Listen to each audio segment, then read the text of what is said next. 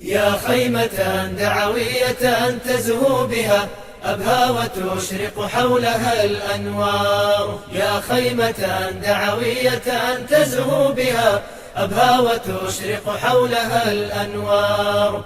يا أيها الشادي ترنم برهة قم حي أبهى فالأفاضل زار. السلام عليكم ورحمة الله وبركاته. بسم الله الرحمن الرحيم.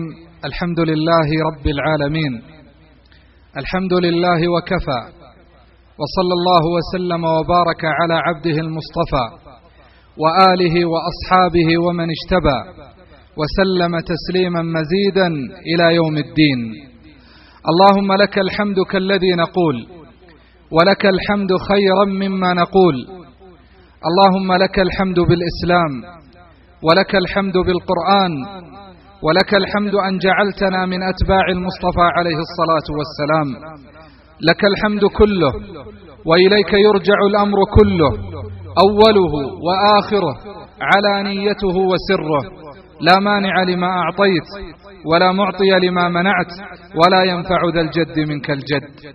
لك الحمد إلهي حمدا سرمديا يقل مداد البحر عن كتبه حصرا. لك الحمد مقرونا بشكرك دائما، لك الحمد في الأولى، لك الحمد في الأخرى.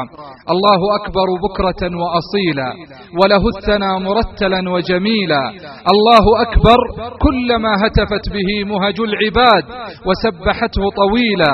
الله أكبر في السماوات العلى والأرض حيث تجاوبت تهليلا.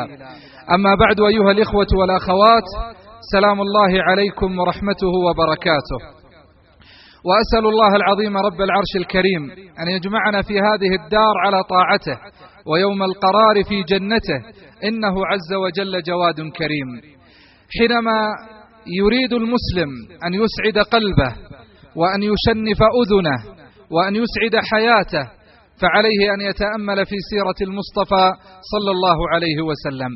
عاش الصحابة الكرام رضوان الله عليهم قبل مبعث النبي عليه الصلاة والسلام، ليس لهم قوة، بعيدون كل البعد عن تلكم القيم والمبادئ العظيمة التي أرساها المصطفى عليه الصلاة والسلام. فأتى نبينا عليه الصلاة والسلام فغير الأرواح وهذب القلوب وأسعد الدنيا ببعثته صلى الله عليه وسلم. أتى عليه الصلاة والسلام ليرسم البسمة في القلوب قبل أن تنطق بها الشفاه. أتى صلى الله عليه وسلم ليطهر الدنيا ويسعد البشرية بلا إله إلا الله محمد رسول الله. فيأتي ربعي بن عامر رضي الله عنه وأرضاه فيختصر سيرة النبي عليه الصلاة والسلام، فيقول: بعث الله عز وجل محمدا فينا ليخرج العباد من عبادة العباد إلى عبادة رب العباد، ومن ضيق الدنيا إلى سعة الآخرة، ومن جور الأديان إلى عدل الإسلام. سنقف أيها الإخوة مع حياة نبينا صلى الله عليه وسلم، نستلهم منها دروسا وعبرا في حياتنا. فحياته عليه الصلاة والسلام روضة غناء، يستفيد منها القائد، ويستفيد منها الإمام، ويستفيد منها الخطباء، ويستفيد منها البلغاء، ويستفيد منها المربون والآباء. فكل ينهل من هذا المورد العذب الصافي. سنقف وقفات مع أبرز معالم حياته صلى الله عليه وسلم بحسب ما يجود به الوقت. يبدأ النبي صلى الله عليه وسلم رسالته ويبدأ دعوته الجهرية حينما نزل عليه قول الله عز وجل: وأنذر عشيرتك الأقربين. قبلها كان النبي صلى الله عليه وسلم في مكة يعيش مع الناس، إلا أن الله عز وجل حماه أن يقع فيما يقع فيه الناس في وقته، فلم يسجد لصنم ولم يشرب خمرا ولم يأتي منكرا عليه الصلاة والسلام، لأن الله يحميه، والله عز وجل قال: والله يعصمك من الناس. حمى الله عز وجل نبيه صلى الله عليه وسلم. وفي اليوم الموعود ونبينا صلى الله عليه وسلم في غار حراء، وكان يذهب إلى هناك ليتعبد الله عز وجل. بماذا كان يتعبد صلى الله عليه وسلم؟ لم تنزل الشريعة بعد. كان النبي صلى الله عليه وسلم يعبد الله عز وجل بأمرين، بعبادتين. العبادة الأولى توحيده لله عز وجل، فما سجد لصنم وما عبد وثن، بل كان قلبه ولسانه يخلص العبادة لله عز وجل. الأمر الثاني، كان صلى الله عليه وسلم يتقرب إلى ربه بعبادة التأمل في ملكوت الله جل وعلا. تأمل في رياض الأرض وانظر إلى آثار ما صنع المليك. عيون من لجين شاخصات بأحداق هي الذهب السبيك، على كثب الزبرجد شاهدات بأن الله ليس له شريك، وفي كل شيء له آية تدل على أنه واحد. يتأمل صلى الله عليه وسلم في هذه الأرض وكيف بسطها الله ودحاها، وإلى السماء بغير عمد كيف رفعها وعلاها، فيبعث هذا التفكر في قلب المصطفى صلى الله عليه وسلم تعظيمه لمولاه جل وعلا. تأملوا أيها الإخوة إلى هذه العبادة العظيمة، ما أعظمها وما أجملها، حثنا الله عز وجل عليها في كتابه. أفلا ينظرون إلى الإبل كيف خلقت، وإلى السماء كيف رفعت، وإلى الجبال كيف نصبت، وإلى الأرض كيف سطحت، فذكر إنما أنت مذكر. يقول الحسن البصري، والحسن البصري ينبغي الاهتمام بتلك الحكم التي أجراها الله عز وجل على لسانه. العلماء اهتموا بحكمه ووصاياه، حتى إن أم المؤمنين عائشة رضي الله عنها استمعت إليه وهو يتحدث، فقالت رضي الله عنها وأرضاها: من هذا الذي له كلام يشبه كلام النبوة؟ ويقول عنه ابن الجوزي رحمه الله: ما زال الحسن يتحرى الحكمة حتى أوتيها، ومن يؤت الحكمة فقد أوتي خيرا كثيرا. يقول رحمه الله: ما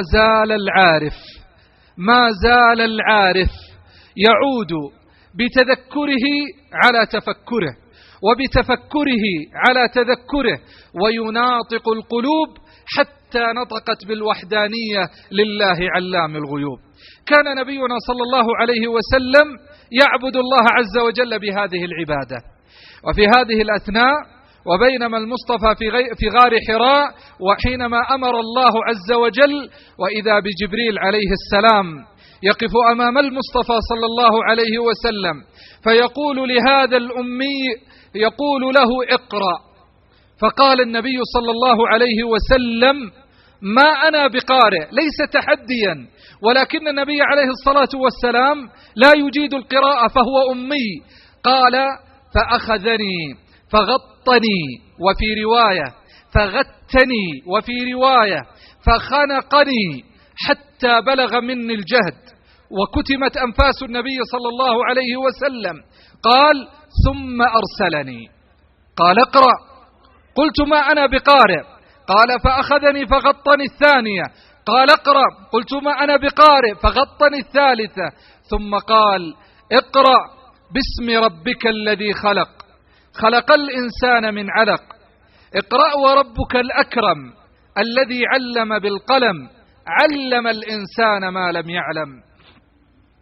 أخذ النبي صلى الله عليه وسلم هذه الآيات، وهي أول ما نزل على قلبه عليه الصلاة والسلام، وعاد إلى خديجة يرجف فؤاده صلى الله عليه وسلم من هذا المشهد الذي رآه. فكيف استقبلت خديجة رضي الله عنها وأرضاها تلك البرة الرحيمة، تلك المؤمنة العظيمة، كيف استقبلت هذا الخبر؟ هدأت من روع النبي صلى الله عليه وسلم. اسمع ماذا قالت، اسمع إلى هذه الكلمات العظيمة التي كانت دواء لدائه وبلسما لجروحه صلى الله عليه وسلم وشفاء له. قالت: يا محمد، والله لا يخزيك الله أبدا، والله لا يخزيك الله أبدا، إنك تصل الرحم وتحمل الكل وتعين على النوائب. ثم أخذت بيد النبي صلى الله عليه وسلم وذهبت به إلى ابن عمه ورقة ابن نوفل، وكان قد تنصر في الجاهلية. قال: يا ابن أخي ماذا رأيت؟ فالنبي صلى الله عليه وسلم يخبره بما رأى ويخبره بما أنزله عليه جبريل، فبدأ يسأل النبي صلى الله عليه وسلم بعض الأسئلة التي يراها موجودة في التوراة. فلما فرغ النبي عليه الصلاة والسلام قال: هذا الناموس، وهذه إحدى أسماء جبريل عليه السلام في الإنجيل. قال: هذا الناموس الذي أنزل على موسى، يا ليتني كنت فيها جذعا إذ يخرجك قومك. قال النبي صلى الله عليه وسلم: أو مخرجيهم؟ ماذا فعلت لهم؟ أنا ابن سيد من ساداتهم، أنا ابن عظيم من عظمائهم، أنا ابن عبد المطلب. قال: أو مخرجيهم؟ قال ورقة: لم يأت أحد بمثل ما جئت به إلا عاداه قومه. إذن هذا تحذير من البداية: إنا سنلقي عليك قولا ثقيلا. النبوة ومن يحمل رسالة الأنبياء يعترض شهوات الناس ويعترض شبهاتهم، فيأتي هذا التحذير من ورقة ابن نوفل للنبي صلى الله عليه وسلم بأن قومك سيعادونك، بل أعظم من ذلك سيخرجونك من أرضك. عاد النبي صلى الله عليه وسلم وينقطع عنه الوحي، ثم يأتيه مرة أخرى. يقول النبي صلى الله عليه وسلم: بينما أنا في الطريق رفعت بصري إلى السماء فإذا جبريل عليه السلام يجلس على كرسي، فأنزل الله عز وجل عليه: يا أيها المدثر قم فأنذر وربك فكبر وثيابك فطهر والرجز فاهجر. فأغمي على النبي صلى الله عليه وسلم، وهنا تبدأ الدعوة إلى الله عز وجل. يبدأ النبي صلى الله عليه وسلم في دعوة الناس إلى دين الله عز وجل. لم يكن يريد منهم جاها ولا رياء ولا سمعة، لم يكن صلى الله عليه وسلم يطلب فيهم ملكا ولا عظمة، وإنما كان يريد أن ينقذهم من نار تلظى لا يصلاها إلا الأشقى. يطوف بين الناس ويقول لهم: قولوا لا إله إلا الله تفلحوا. وحينما نزل عليه قول الله جل وعلا: وأن فاصدع بما تؤمر وأعرض عن المشركين، فجمع أهل مكة ووقف صلى الله عليه وسلم على جبل أبي قبيس، وأخذ صلى الله عليه وسلم ينادي بأعلى صوته: وصباحاه وصباحاه. لم يبق أحد من المشركين إلا وقد تحلق حول النبي الكريم صلى الله عليه وسلم، وكان من بينهم عمه أقرب الناس إليه أبو لهب. قالوا: ما وراءك يا محمد؟ قال لهم: أرأيتم لو أن خيلا وراء هذا الوادي.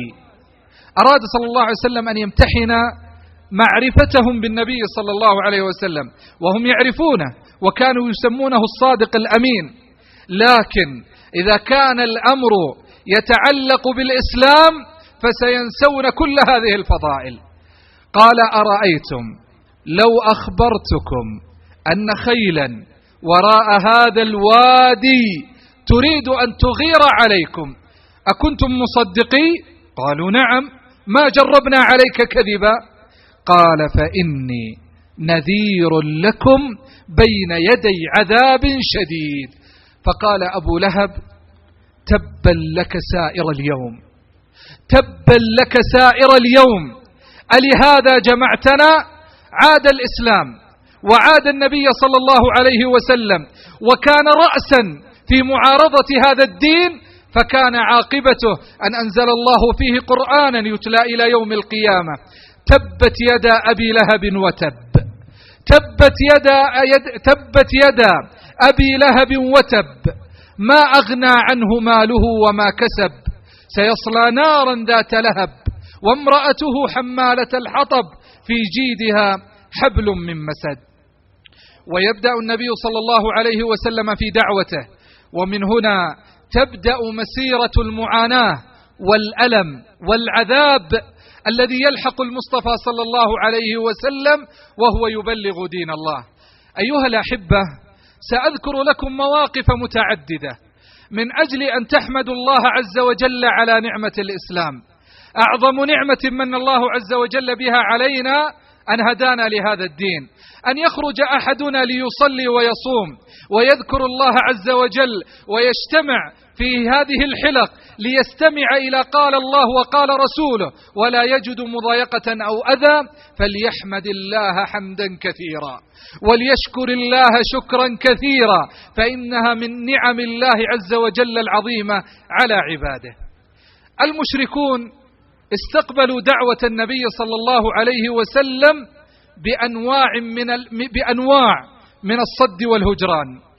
أول هذه الأمور أنهم بدأوا يمنعون الناس من الاستماع إلى القرآن. القرآن له تأثير وله سلطان على النفوس. القرآن كان الذي يؤثر في المشركين هو إعجازه البلاغي، لم يكن لديهم معرفة بالاكتشافات العلمية التي نسمع عنها الآن التي تسمى الإعجاز العلمي، لكنهم كانوا يتلذذون بقراءة القرآن، يعرفونهم أهل بلاغة. ومن ذلك جبير بن مطعم رضي الله عنه مر على النبي صلى الله عليه وسلم وهو يصلي بالناس في صلاة المغرب وهو يقرأ في سورة الطور: أم خلقوا من غير شيء أم هم الخالقون.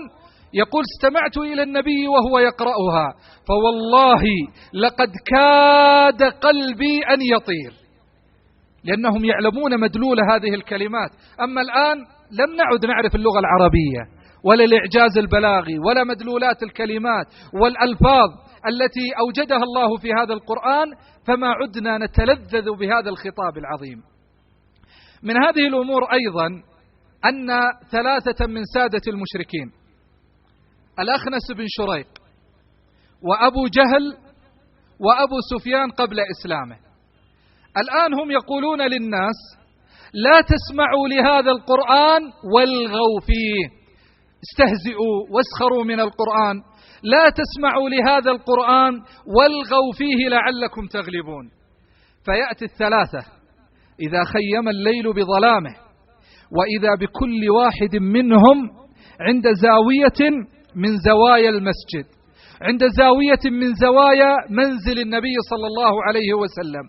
فإذا خيم الليل بظلامه يقوم المصطفى صلى الله عليه وسلم يناجي ربه جل وعلا، وما أعظم تلك المناجاة، محمد صلى الله عليه وسلم يناجي رب البريات وخالق الأرض والسماوات، فكان لهذا سلطان عظيم حتى على قلوب المشركين.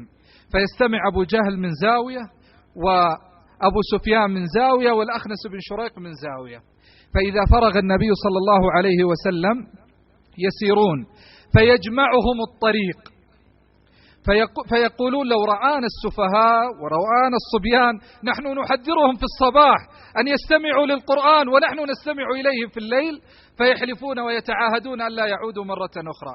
اليوم الثاني كل واحد في زاويته يستمع للقرآن، له سلطان على قلوبهم، ثم يجتمعون فيحلفون.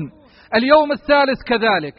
فقال الأخنس بن شريق لأبي جهل، أبو جهل هو الذي كان يعادي النبي صلى الله عليه وسلم ويقود معاداته بين الناس جميعا، قال: نشدتك الله يا أبا الحكم، كانوا يسمونه أبو الحكم فسماه المسلمون أبو جهل. قال: نشدتك الله يا أبا الحكم، هل تعلم أن ما جاء به محمد صلى الله عليه وسلم هو الحق؟ قال: وماذا عساي أن أقول؟ كنا نحن وبني هاشم كفرسي رهان، قالوا منا كذا فقلنا منا كذا، قالوا منا السقاية قلنا منا الرفادة، والآن يقولون منا نبي يوحى إليه، فماذا عسانا أن نقول؟ وجحدوا بها واستيقنتها أنفسهم ظلما وعلوا. كانوا من أعماق قلوبهم يعلمون أن ما جاء به النبي صلى الله عليه وسلم هو الحق. من أنواع المعاداة للنبي صلى الله عليه وسلم أنهم أرادوا أن يضغطوا على من ينصر النبي عليه الصلاة والسلام. من هو؟ من الذي كان ينصر النبي؟ من يا أخوان؟ أبو طالب عم النبي صلى الله عليه وسلم. فذهبوا إليه قالوا يا أبا طالب والله ما عدنا نطيق ما يقوم به ابن أخيك، فإما أن تكفه عنا لأنه سفه أحلامنا وعاب ديننا وسب آلهتنا، فإما أن تكفه عنا وإما أن نقاتلك أنت وإياه حتى يهلك الله أحد الفريقين. تهديد لأبي طالب. أبو طالب كأن هذه الكلمات وقعت في قلبه موقعا عظيما، استدعى النبي صلى الله عليه وسلم قال يا ابن أخي هؤلاء سادة قومك وهم يشتكون وقد فعلت وفعلت، فلا تكلفني من الأمر ما لا أطيق. فبكى النبي صلى الله عليه وسلم وذرفت دموعه ليس خوفا على نفسه وإنما شفقة على الناس الذين سيصدون عن دين الله عز وجل. قال صلى الله عليه وسلم وقد وقف أمام عمه أبي طالب قال يا عماه والله لو وضعوا الشمس في يميني والقمر في يساري على أن أترك هذا الأمر والله ما تركته حتى أهلك دونه. هذا هو الثبات، هذا هو الثبات على دين الله جل وعلا. قال والله ما تركته حتى أهلك دونه. فيأتي أبو طالب فيرى إصرار ابن أخيه فيقول له يا ابن أخي أقبل. أقبل النبي صلى الله عليه وسلم قال اذهب قل ما شئت وادعو إلى ما أحببت. أبو طالب كان شاعرا فصيحا، فمن شعره قال يا بني أقبل فقل ما شئت وادعو إلى ما أحببت، فوالله لن يصلوا إليك بجمعهم حتى أوسد في التراب دفينا، فاصدع بأمرك ما عليك غضاضة وابشر وقر بذاك منك عيونا. ودعوتني وعلمت أنك ناصحي وصدقت وكنت ثم أمينا، ودعوتني إلى دين قد علمت بأنه من خير أديان البرية دينا. ما الذي يمنعك من الإسلام يا أبا طالب؟ قال لولا الملامة أو حذار مسبة لوجدتني سمحا بذاك مبينا. يقول أنا أعلم أن دينك هو الدين الحق وأن ما جئت به من التوحيد هو الحق، لكن أخشى الملامة، أخشى أن أمر فيقال لما تركت دين آبائك وأجدادك، أخشى أن يسبني أحد. وهذين السببين أو هذان السببان هما اللذان يجعلان أو يمنعان كثير من الشباب عن التمسك بالدين والاستقامة على شرع رب العالمين. يقول أخشى أن يلمزني أحد بكلمات وقلبي لا يتحمل مثل هذه العبارات. نقول نفعل كما فعل المصطفى ونثبت كما ثبت رسول الله صلى الله عليه وسلم. لم ينفع التهديد مع أبي طالب. طيب الحل؟ قالوا إذا نأتي بأسلوب الترغيب. طيب ما هو أسلوب الترغيب؟ ذهبوا إلى أبي طالب قالوا يا أبا طالب إن ابن أخيك محمد قد فعل ما ترى، فنريدك أن تسلمنا إياه ونعطيك مقابله عمارة ابن الوليد. قال أبو طالب والله بئس الرأي، أعطيكم ابن أخي تقتلونه وتعطونني ابنكم حتى أغذيه؟ لا والله ما هذا برأي لكم. انتهى التأثير على أبي طالب.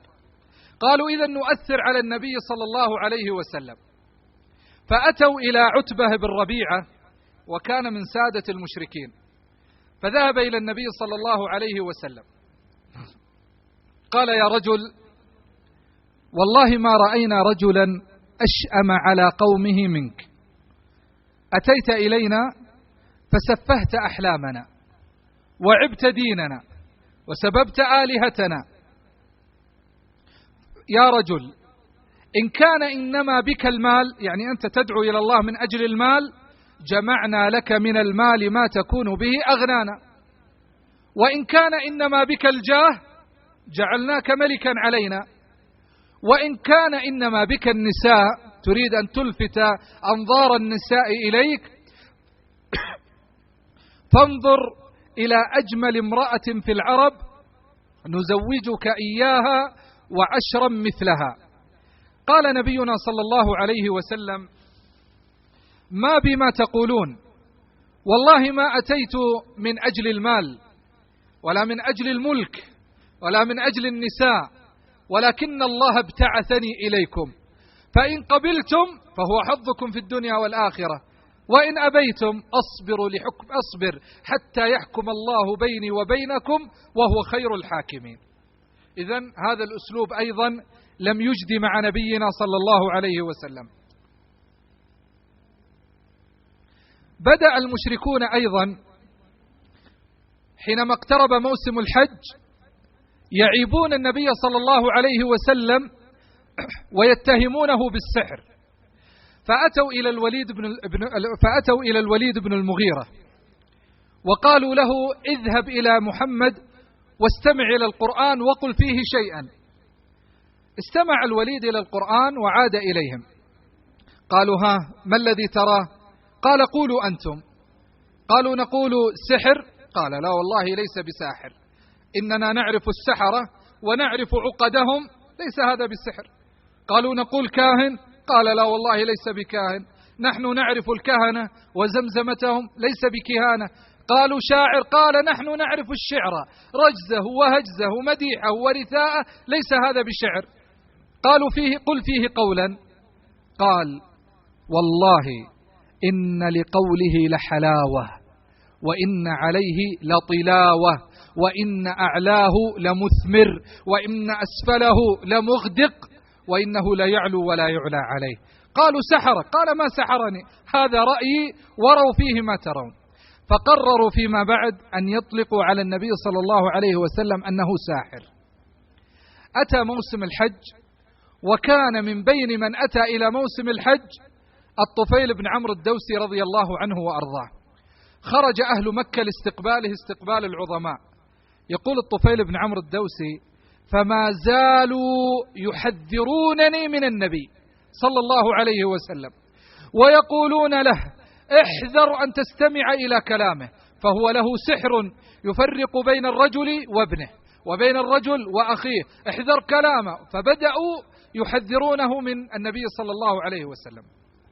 يقول الطفيل: من شدة القلق والخوف أخذت الكرسف وهو القطن الشديد أو الصوف، فوضعته في أذني خشية أن يصل إلى قلبي شيء من كلام النبي صلى الله عليه وسلم. ولهذا الآن حينما يكون هناك دعاية عبر وسائل الإعلام عن الإسلام والمسلمين والأصوليين والإرهابيين ونحو ذلك، يبدأ الناس في قلق، وهذه من الدعاية ضد الدين وضد دين رب العالمين الذي أتى به النبي صلى الله عليه وسلم. يقول الطفيل بن عمرو رضي الله عنه: بينما أنا مقابل للكعبة، وإذا بالنبي صلى الله عليه وسلم يصلي بجوارها. يقول: أخذت أحدث نفسي، قلت: والله أمرك عجب يا طفيل، أنت شاعر وتعرف الشعر وتعرف السحرة وتعرف الكهنة، ما الذي يمنعك أن تستمع إلى محمد؟ يقول: فأخذت الكرسف الذي في أذني وأخرجته، فأخرج معه رواسب الشرك والجاهلية والبدع والمعاصي، وأصبح الآن متهيئ أن يستمع إلى النبي صلى الله عليه وسلم. فذهب إلى محمد عليه الصلاة والسلام، قال: يا محمد، أريد أن أستمع، ما الدين الذي أتيت به؟ بدأ النبي صلى الله عليه وسلم يقرأ القرآن. يقول الراوي: فوالله ما أتم النبي قراءته حتى قام الطفيل من مكانه وقال: يا محمد، أشهد أن لا إله إلا الله وأنك رسول الله. الناس حينما يكونون قد تهيأوا للاستماع إلى هذا القرآن وأزاحوا معه كل ما يعلق بقلوبهم أو علق بقلوبهم، فإن لهذا القرآن التأثير الكبير في حياتهم بإذن الله عز وجل.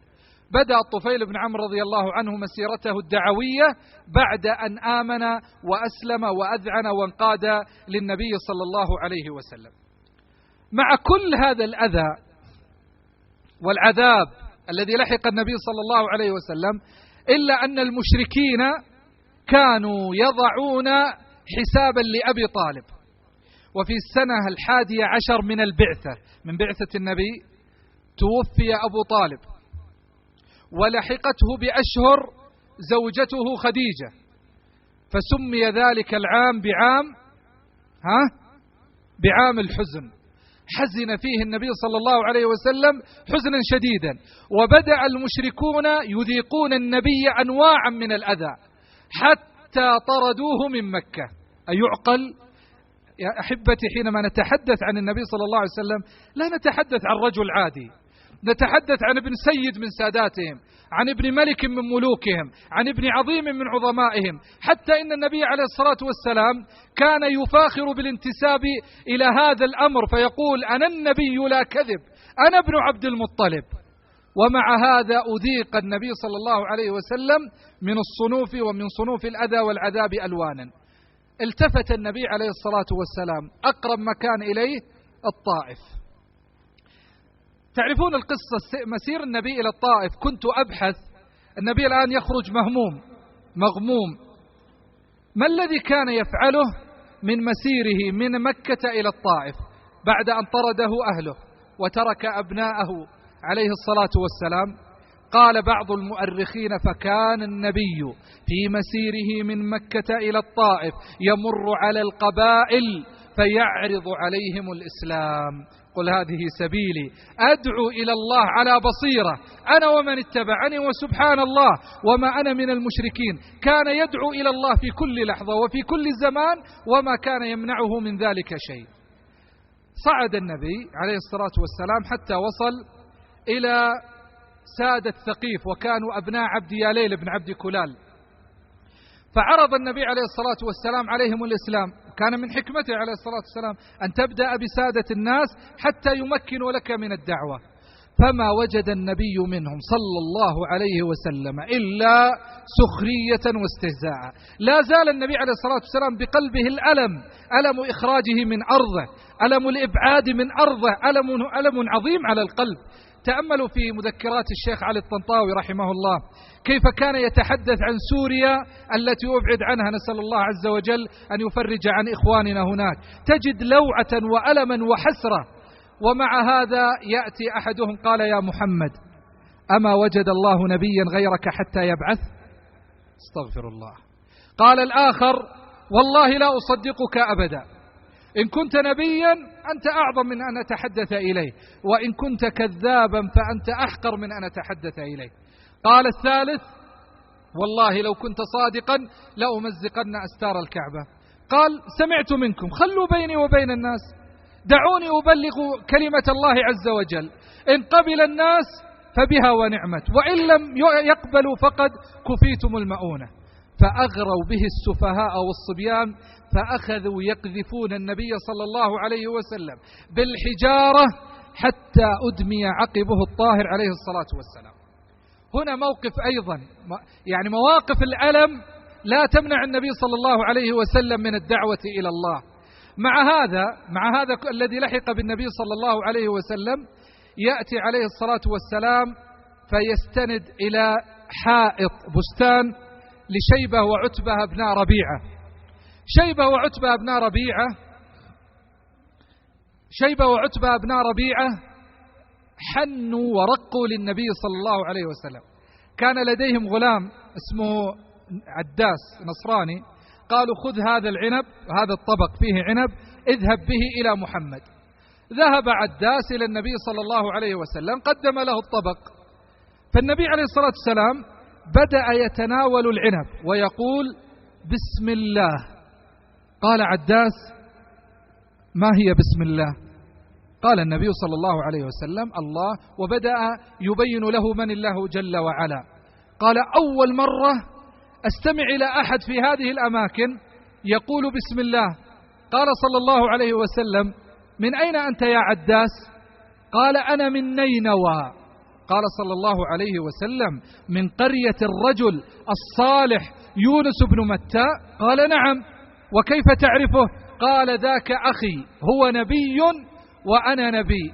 قال: فأقبل عداس يقبل النبي صلى الله عليه وسلم في رجليه وفي يديه وفي رأسه، فيقول: شيبة وعتبة أرسلنا له طبق عنب فأفسد علينا الغلام عليه الصلاة والسلام. في هذه الأثناء وهذا الذي نقوله يا إخوة: إذا انقطع الرجاء بالمخلوقين فإن رجاء العبد بالخالق لا ينقطع أبدا. وإذا انقطعت أسباب النصر من المخلوقين يأتي سبب النصر من الله جل وعلا. حينما يتعلق القلب بالله فإنه من أعظم ما يكون للمسلم. النبي عليه الصلاة والسلام انقطعت به السبل، أهله طردوه وأهل الطائف ضربوه وأخرجوه، إلى أين يذهب عليه الصلاة والسلام؟ لجأ إلى ربه ومولاه. استمعوا أيها الإخوة إلى هذه الدعوات العظيمة، دعوات النبي صلى الله عليه وسلم، دعوات ينخلع لها القلب ويقشعر لها البدن، كلمات تدل على الإيمان ومعان صادقة تدل على الإحسان. يقف المصطفى عليه الصلاة والسلام يناجي رب البريات وخالق الأرض والسماوات ويقول: اللهم إليك أشكو ضعف قوتي. تأمل الدعاء وتأمل حال المصطفى عليه الصلاة والسلام: اللهم إليك أشكو ضعف قوتي وقلة حيلتي وهواني على الناس. الله أكبر. محمد صلى الله عليه وسلم أصبح هينا على الناس. اللهم إليك أشكو ضعف قوتي وقلة حيلتي وهواني على الناس. أنت رب المستضعفين، إلى من تكلني؟ إلى بعيد يتجهمني أم إلى عدو ملكته أمري؟ إن لم يك بك علي غضب فلا أبالي. غضب الناس يهون، والعلم الذي يأتي من الناس يهون، لكن غضب الله عز وجل لا يهون. إن لم يك بك علي غضب فلا أبالي، غير أن عافيتك هي أوسع لي. أعوذ بنور وجهك، أعوذ بنور وجهك، أعوذ بنور وجهك الذي أشرقت له الظلمات وصلح عليه أمر الدنيا والآخرة، أن ينزل بي غضبك أو يحل بي سخطك. لك العتبى حتى ترضى، ولا حول ولا قوة إلا بك. قال النبي صلى الله عليه وسلم هذه الكلمات ونطق لسانه بهذه الدعوات، وإذا به يسير عليه الصلاة والسلام. يقول الراوي: فسار النبي مسيرا حسب فيما بعد وجد أنه 60 كيلو. سار النبي صلى الله عليه وسلم من الهم لا يشعر بنفسه، وبينما هو في الطريق وإذا به يرفع رأسه إلى السماء. أتى الفرج من الله، أتى السبب من مسبب الأسباب ورب الأرباب وخالق خلقه من تراب. يقول عليه الصلاة والسلام: فإذا جبريل عليه السلام وملك الجبال. قال جبريل: يا محمد هذا ملك الجبال فسلم عليه. فألقى النبي عليه الصلاة والسلام عليه التحية ورد عليه بمثلها. قال: يا محمد لقد سمع الله مقالتك، لقد سمع الله مقالتك وما أجاب به قومك، فإن شئت أن أطبق عليهم الأخشبين فعلت. أتت الإجابة من الله جل وعلا. الآن كلمة من النبي صلى الله عليه وسلم ويكون أهل مكة كأن لم يكونوا شيئا، أن يطبق عليهم الأخشبين وهم جبلي مكة. لكن النبي صلى الله عليه وسلم ما كان عذابا على هذه الأمة، بل كان رحمة عليه الصلاة والسلام. قال عليه الصلاة والسلام: وقد تفجرت ينابيع الرحمة من فؤاده الطاهر فنطق بها لسانه. قال صلى الله عليه وسلم: لا، أنا لست عذابا على هذه الأمة، ولكن أسأل الله أن يخرج من أصلابهم من يعبد الله لا يشرك به شيئا. قد يفقد الأمل في هذا الجيل، لكننا لن نفقد الأمل في الأجيال القادمة. فتحقق للنبي صلى الله عليه وسلم ما أراد، فأخرج الله من صلب أبي جهل عكرمة ابن أبي جهل، وأخرج من صلب الوليد خالد بن الوليد، يخرج الحي من الميت ويخرج الميت من الحي. إنه الإيمان العظيم الذي سقاه المصطفى صلى الله عليه وسلم في قلوب الناس، بل في قلوب الدنيا جميعا، بهذه المواقف العظيمة للمصطفى عليه الصلاة والسلام. يعود عليه الصلاة والسلام إلى مكة في جوار المطعم بن عدي، ثم بعد ذلك يستعد صلى الله عليه وسلم إلى الهجرة إلى المدينة. في المدينة مواقف كثيرة لنبينا صلى الله عليه وسلم. أول هذه المواقف أن أول قرار اتخذه النبي صلى الله عليه وسلم حينما بنى الدولة الإسلامية 3 قرارات. الأول بناء المسجد ليكون مهد انطلاق لحضارة جديدة تعم الأرض من أقصاها إلى أقصاها، فبنى صلى الله عليه وسلم ذلك المسجد وساهم مع الصحابة في بنائه، وكان عليه الصلاة والسلام يردد معهم: أنا النبي لا كذب، أنا ابن عبد المطلب، وهم يقولون: لئن قعدنا والنبي يعمل لذاك منا العمل المضلل. ثم الأمر الثاني: آخى النبي صلى الله عليه وسلم بين المهاجرين والأنصار. كان النبي صلى الله عليه وسلم حريصا كل الحرص على أن يقطع كل علاقة تربط بين الناس إلا علاقة الإسلام، وكل حسب سوى شهادة أن لا إله إلا الله وأن محمد رسول الله. كان النبي صلى الله عليه وسلم يوثق عرى الأخوة والمحبة والألفة بين المؤمنين على شهادة أن لا إله إلا الله وأن محمد رسول الله. فآخى بين المهاجرين والأنصار إخاء إيمانيا لم يحدث في التاريخ أن تم الإخاء مثله. الناس يتآخون من أجل المال، من أجل الدنيا، من أجل حظوظ الدنيا وغيرها، لكن أن يتآخون من أجل أمر في الآخرة لا يرونه في الدنيا، هذا ما لم يتم إلا في حياة النبي صلى الله عليه وسلم. فيأتي عبد الرحمن بن عوف من المهاجرين، وسعد بن الربيع من الأنصار، وكان الأنصار يعطون إخوانهم ويقاسمونهم الأموال، فقد خرجوا بدينهم من أرضهم. فيأتي سعد بن الربيع ويقول لعبد الرحمن بن عوف: يا عبد الرحمن، من يفعلها الآن؟ قال: يا عبد الرحمن، هذه بساتيني لك نصفها ولي نصفها، وهذه أموالي لك النصف ولي النصف، وهؤلاء نسائي انظر من تشاء أطلقها ثم تعتد وتتزوجها. هذا هو الكرم الذي كان يبنى على هذا الدين الذي أتى به النبي صلى الله عليه وسلم.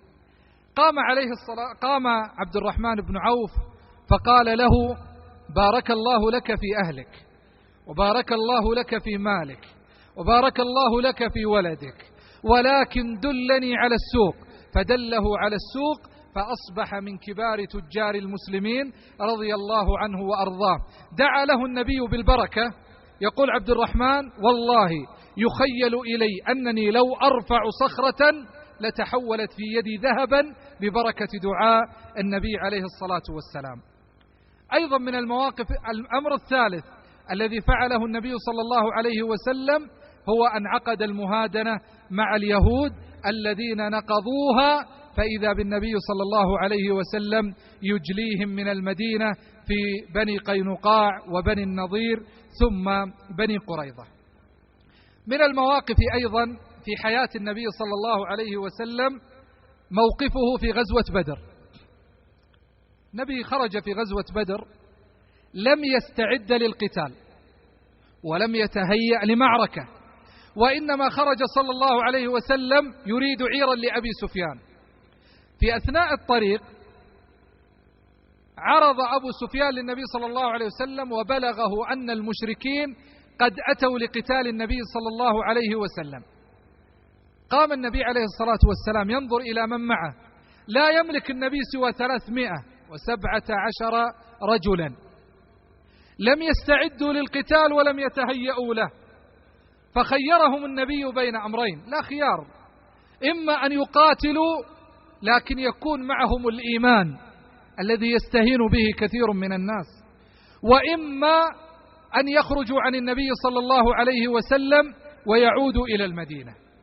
فقام عليه الصلاة والسلام، وهنا تظهر المواقف حينما تكون القضية أن يقدم الإنسان روحه في سبيل الله عز وجل. قام النبي صلى الله عليه وسلم فأخبر القوم بما يستعد له المشركون، ثم قال: أشيروا علي أيها الناس، ماذا ترون؟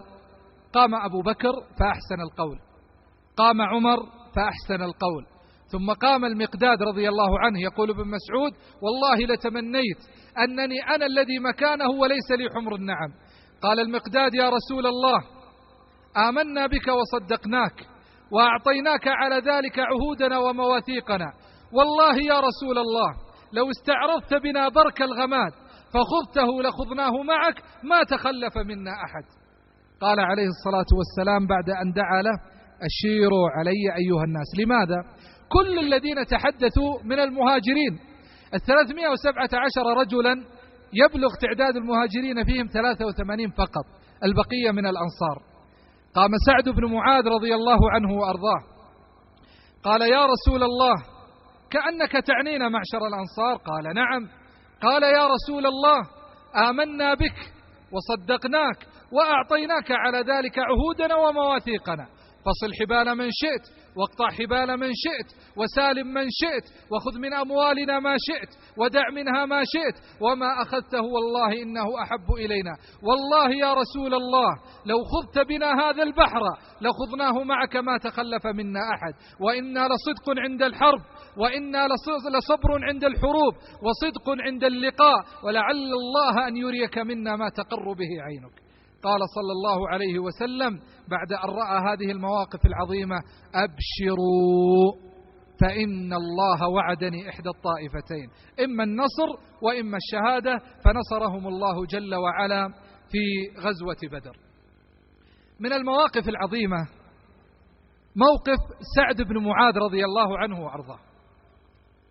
سعد بن معاذ هو الصحابي الجليل الذي اهتز عرش الرحمن لموته رضي الله عنه وأرضاه. وأنا الآن أسألكم أيها الإخوة، صحابي يهتز عرش الرحمن لموته، كم تتوقعون مدة أو عمره في الإسلام؟ كم؟ 30 سنة؟ 10؟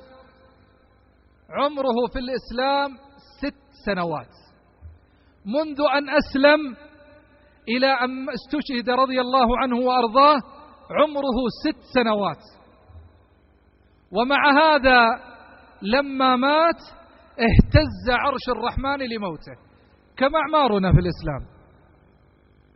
كيف هي علاقتنا بالله جل وعلا؟ ما الذي قدمناه لهذا الدين؟ ما الذي ننتظره عند رب العالمين؟ هل لدينا صحائف بيضاء تسرنا يوم القيامة؟ 6 سنوات اهتز عرش الرحمن لموته رضي الله عنه وأرضاه. من المواقف العظيمة موقف النبي صلى الله عليه وسلم مع الأنصار الذين ناصروا النبي صلى الله عليه وسلم، وعادوا العرب قاطبة، وعادوا الناس جميعا، وهدفوا نحورهم وأموالهم وأبناءهم من أجل أن ينصروا النبي صلى الله عليه وسلم. تأتي غزوة حنين فيغنم النبي صلى الله عليه وسلم أموالا عظيمة. إذا قيل الكرم فالكرم محمد صلى الله عليه وسلم. فكان الأعراب يأتون إلى النبي عليه الصلاة والسلام فيعطيهم، ومن ذلك أنه أتى إليه أبو سفيان قال: يا محمد اعطني، فأعطاه 100 من الإبل. قال: وابن يزيد، فأعطاه 100. قال: وابن معاوية، فأعطاه 100. فانتشر الخبر أن النبي صلى الله عليه وسلم يعطي عطاء من لا يخشى الفقر. فأتى أعرابي فجذب رداء النبي صلى الله عليه وسلم، قال: يا محمد اعطني من مال الله الذي أعطاك، ليس من مالك ولا من مال أبيك. التفت النبي صلى الله عليه وسلم وهو يبتسم ويقول: يا رجل والله ليس لي فيها شيء، وإنما هو الخمس وهو مردود عليكم. النبي صلى الله عليه وسلم أعطى الناس جميعا إلا الأنصار. طيب الأنصار هم أحق الناس، هم أحق الناس بهذه الأموال، هم الذين ناصروا رسول الله صلى الله عليه وسلم. فكأن الأنصار وجدوا في أنفسهم هذا الأمر، فأرسلوا سعد رضي الله عنه إلى النبي صلى الله عليه وسلم، فقال: يا رسول الله، إن أهل هذا الحي من الوادي قد وجدوا عليك في أنفسهم. قال صلى الله عليه وسلم: وجدوا علي وفي أنفسهم علي شيء؟ ما الذي فعلته؟ قال: يا رسول الله، أعطيت الناس جميعا، لم تبق أحدا لم تعطه مالا إلا أهل هذا الحي. قال: وأنت يا سعد ما موقفك من هذا؟ في ناس في مثل هذه الأوقاف يقول: أنا والله ما لي علاقة، بس هم أرسلوني. قال: يا رسول الله، ما أنا إلا واحد من قومي. قال: اجمع لي الأنصار. اجتمع الأنصار ودخل معهم بعض المهاجرين ثم منع الدخول.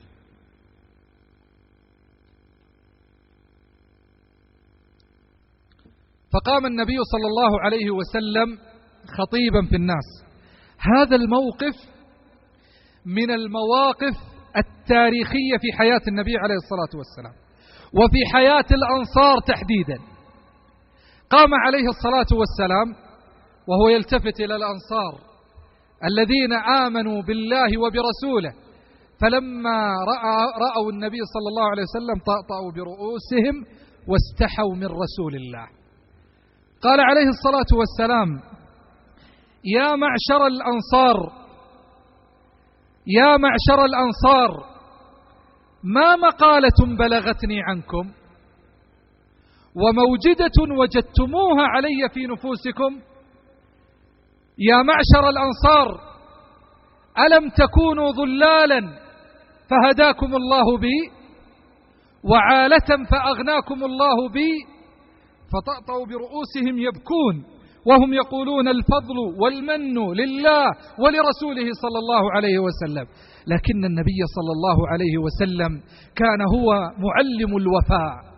قال: يا معشر الأنصار، أما إنكم لو قلتم أتيتنا طريدا فآويناك، وشريدا فواسيناك، وعائلا فأغنيناك، لصدقتم وصدقتم. قالوا: الفضل والمن لله ولرسوله. قال: يا معشر الأنصار، أوجدتم علي في لعاعة من الدنيا؟ أنا شربت الماء حتى أضرب لكم مثال باللعاعة فسكبوا جزاهم الله خير. قال: أوجدتم علي في لعاعة من الدنيا؟ ما هي اللعاعة؟ الآن النبي صلى الله عليه وسلم يفرق الغنائم 100 من الإبل و300 و500 والأعراب، والدنيا هذه أمام النبي عليه الصلاة والسلام. اللعاعة باختصار الإناء بعد أن تشربه يتبقى فيه قطرات، قطرة ذي لا تسمن ولا تغني من جوع. هذه هي اللعاعة، هذه هي الدنيا في نظر المصطفى صلى الله عليه وسلم. قال: أوجدتم علي، وهو عليه الصلاة والسلام يقول: لو كانت الدنيا تساوي عند الله جناح بعوضة ما سقى منها كافرا شربة ماء. أوجدتم علي في لعاعة من الدنيا دفعت بها إلى أقوام أتألفهم على الإسلام ووكلتكم إلى إسلامكم. يا معشر الأنصار، يا معشر الأنصار، أما ترضون أن يذهب الناس بالشاة والبعير وتذهبون أنتم برسول الله صلى الله عليه وسلم؟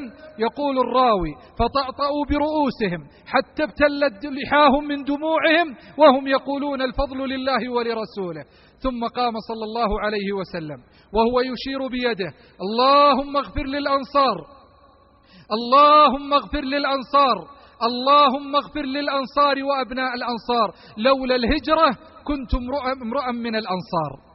هذه هي المواقف العظيمة التي حدثنا عنها التاريخ وبينها لنا صحابة النبي صلى الله عليه وسلم في تعامل الصحابة الكرام مع النبي صلى الله عليه وسلم. الأنصار لم يعرف أنهم كانوا أصحاب مال، ولم يعرف أنهم كانوا أصحاب دنيا، لكنهم غادروا هذه الحياة وهم يعرف عنهم أنهم ناصروا رسول الله صلى الله عليه وسلم وتمني رسول الله صلى الله عليه وسلم أن يكون امرؤ من الأنصار عليه أفضل الصلاة وأتم السلام.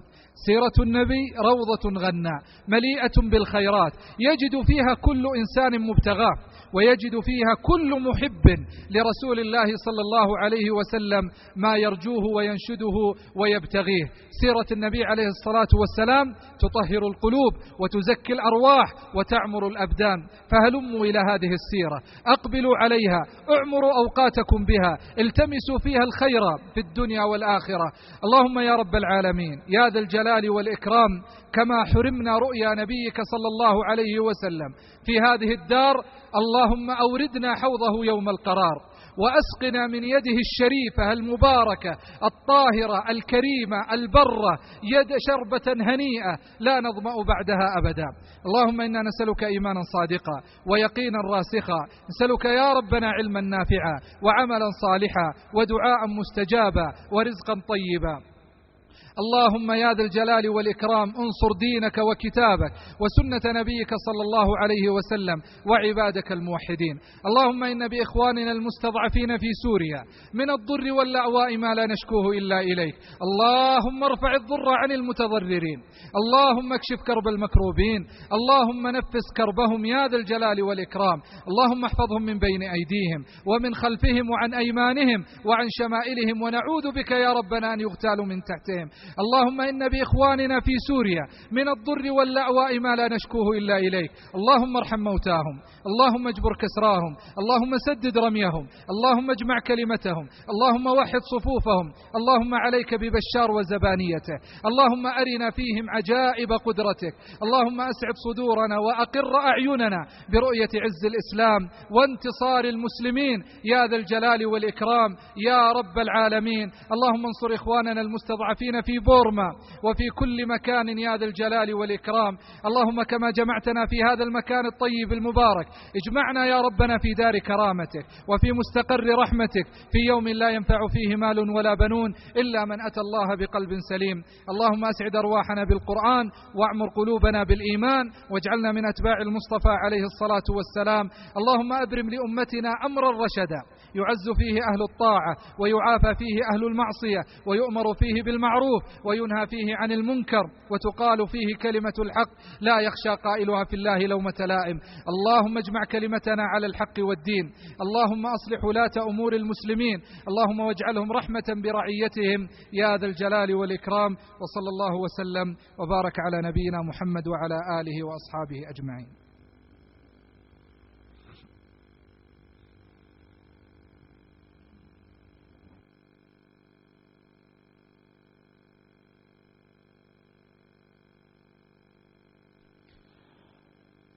الله أكبر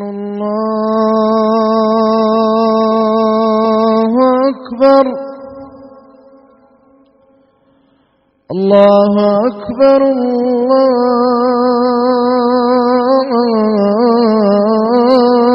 الله أكبر. أشهد أن لا إله إلا الله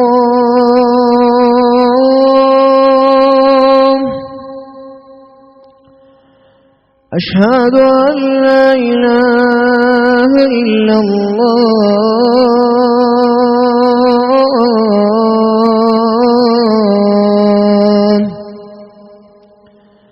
أشهد أن محمدًا رسول الله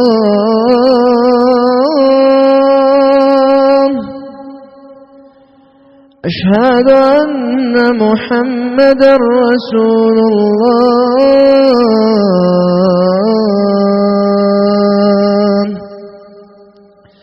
حي على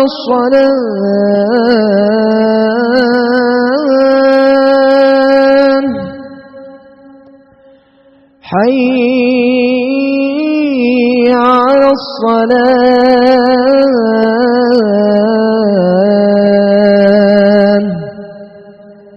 حي على الفلاح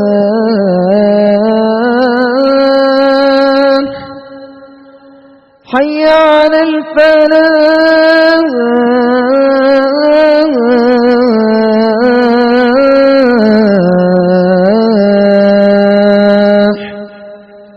الله أكبر الله أكبر. لا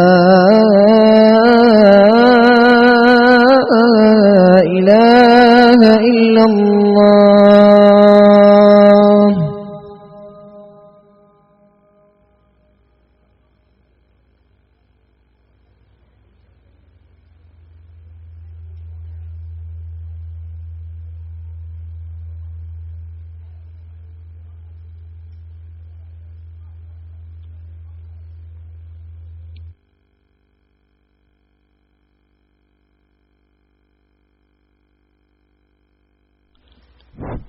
شكر الله للشيخ ما قدم، فما أعظم الحديث وما أعظم المتحدث عنه صلى الله عليه وسلم، ونسأل الله أن يكون هذا المجلس عظمة لمن حضره ومن ألقى فيه هذه السيرة العطرة الكريمة للنبي الكريم صلوات ربي وسلامه عليه. نأخذ بعد الأسئلة أيها الإخوة.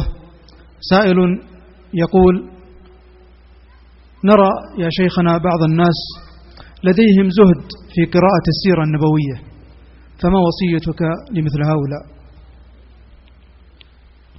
أعظم شيء يعني ينبغي أن يبتعد عن الزهد فيه هو الزهد في العلم، والزهد في قراءة كلام أهل العلم وطلب العلم الشرعي، وخاصة سيرة النبي صلى الله عليه وسلم. والله هذه السيرة من أعظم الأمور التي تبني الإنسان.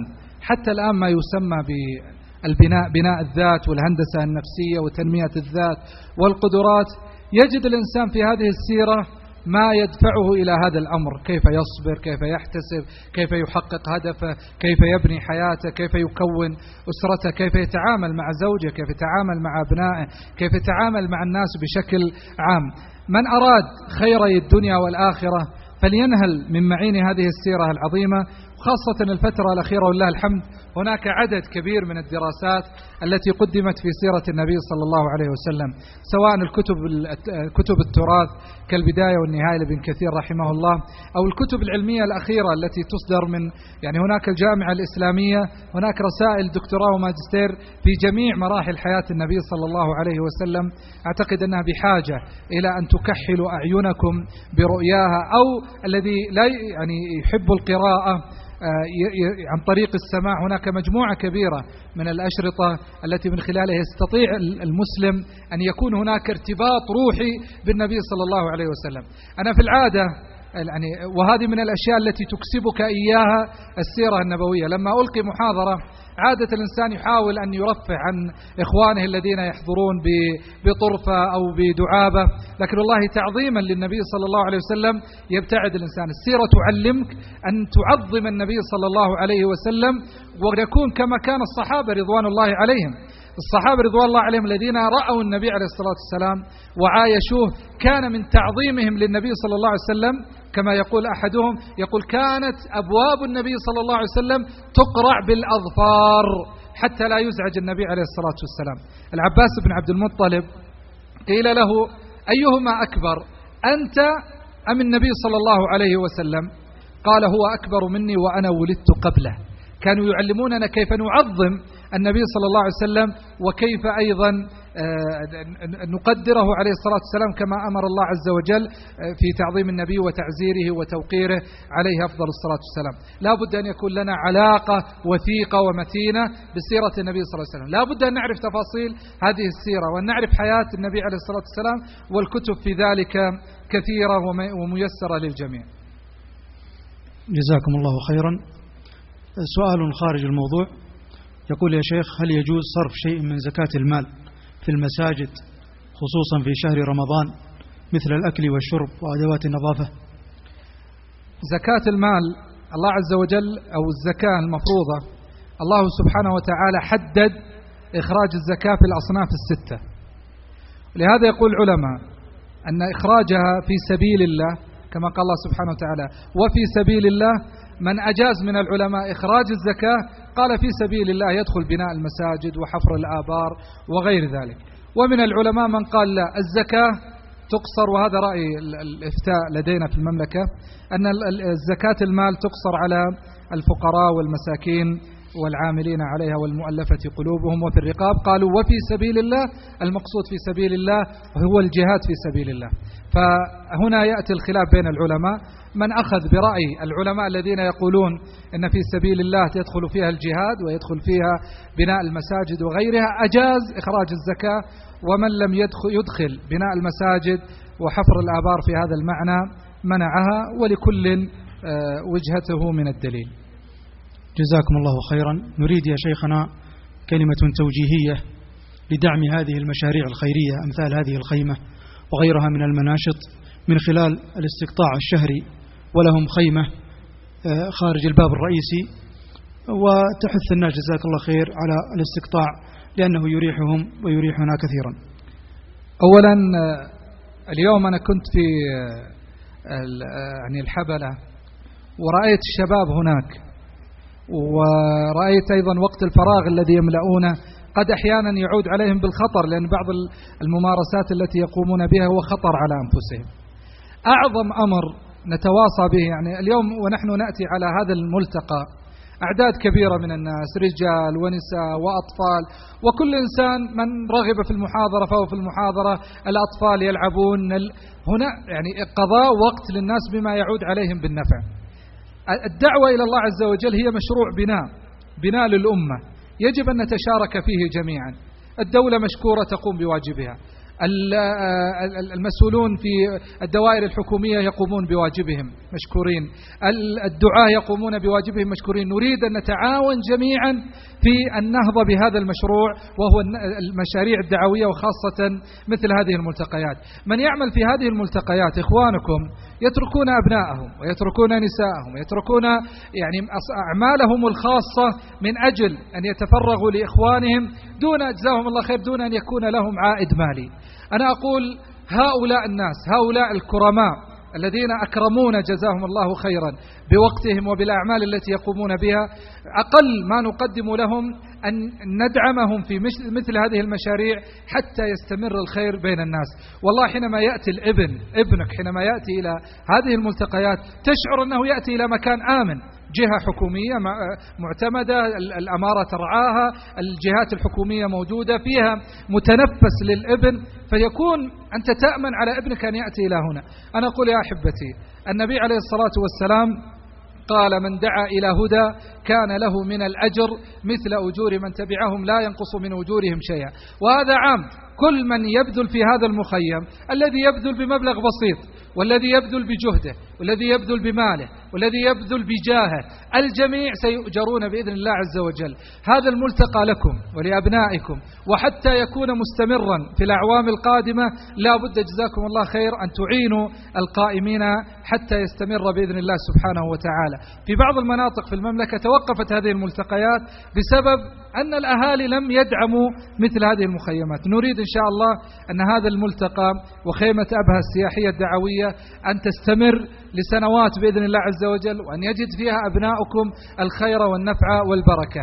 أما القائمون عليها فلهم منا الشكر والتقدير والدعاء أن يبارك الله عز وجل في أموالهم وفي أعمالهم وفي أبنائهم، وأن يجزيهم خير الجزاء، ولكم أيضا بالمثل على حضوركم وإنصاتكم.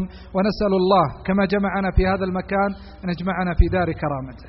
شكر الله لكم شيخنا الكريم. أيها الإخوة الحضور، جرت عادة القائمين على هذه الخيمة أن يكون لهم كل مساء ضيف شرف يزور هذه المناشط ويكرم، وممن كان لنا شرف استضافته في هذه الليلة هو سعادة الأستاذ سعد بن عوض الشهراني، مساعد مدير عام التربية والتعليم بمنطقة عسير للشؤون التعليمية، فحياه وحياكم الله. وهذا الرجل ولا نزكيه على الله له جهد ملموس في الميدان.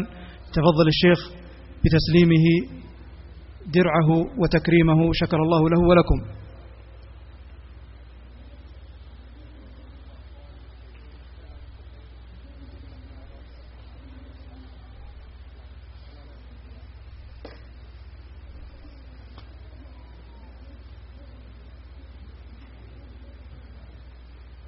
كما جرت العادة كذلك على تكريم شيخنا المحاضر من قبل شركة الاتصالات السعودية، يقدمون تكريمهم للشيخ راشد جزاه الله خيرا.